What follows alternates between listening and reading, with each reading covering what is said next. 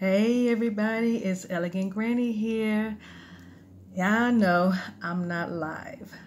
I tried several times going live and for some reason it just wouldn't connect. So I'm here. As promised, I'm still here. But you know what? I'm going to use that as part of the discussion tonight. Still on transitioning. Sometimes things do not happen the way you planned it. Sometimes the undesirable happens. Just like I was not able to go live. So, you know what I did? I used another option. That's one of the great things I love about transitioning. You get to stretch yourself. You get to learn what other options are. And a lot of those things are not going to come unless something that you did not plan or something that you did not want to happen or wasn't expecting to happen happens. Okay, so I didn't get to do it live, but you know what? I still got to put some content out. Yeah, that happens when you're transitioning. It teaches you how to manage you. It teaches you how to manage your time. It teaches you how to self-regulate. These things I learn as I'm transitioning because more than often things happen that I was not expecting to happen. But you know what? I always make sure that I have other options in my pocket.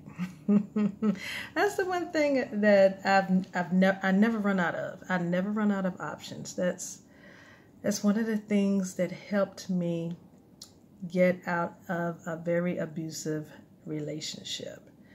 Is I never run out of options. I always make sure I have options.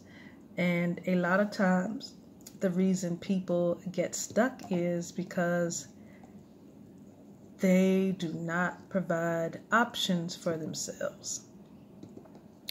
That's one of the things. That's not the only thing, but that's one of the things.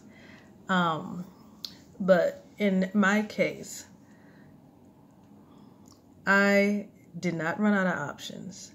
And that was the reason why I was able to get out, because I was transitioning from going from being with someone that I love, who I thought loved me back the way they said they loved me. And it just wasn't happening. So I had to transition from a woman who was deeply in love with her husband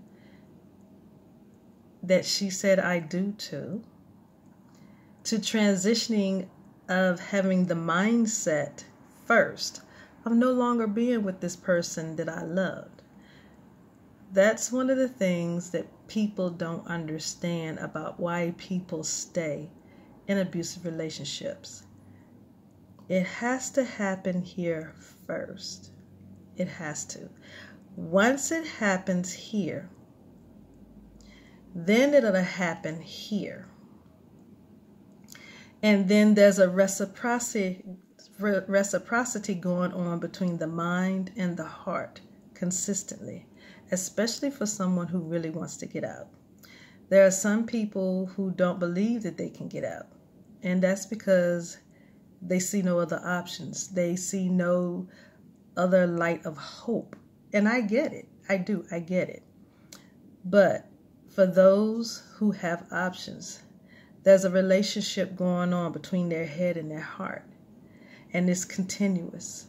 And a lot of times it keeps you up at night until you complete the cycles and complete the cycles. And for some people, they're short cycles. Some people, the cycles run a little bit longer. But at the end of the day, they break free. That's the good point. So just because someone else did not break free doesn't mean they don't have the capability. Sometimes they just don't have hope. And I'm going to come back on another live or a video like this and talk about some of the things that hinders people from getting out, because this is Domestic Violence Awareness Month, and I want to help you help your loved one. So I did my video for tonight. I'm so proud of me. So I hope you all have a good evening. I hope your day was good, and I hope you have a good rest of the evening or good morning wherever you are in the world. And I will be back on tomorrow. Love you.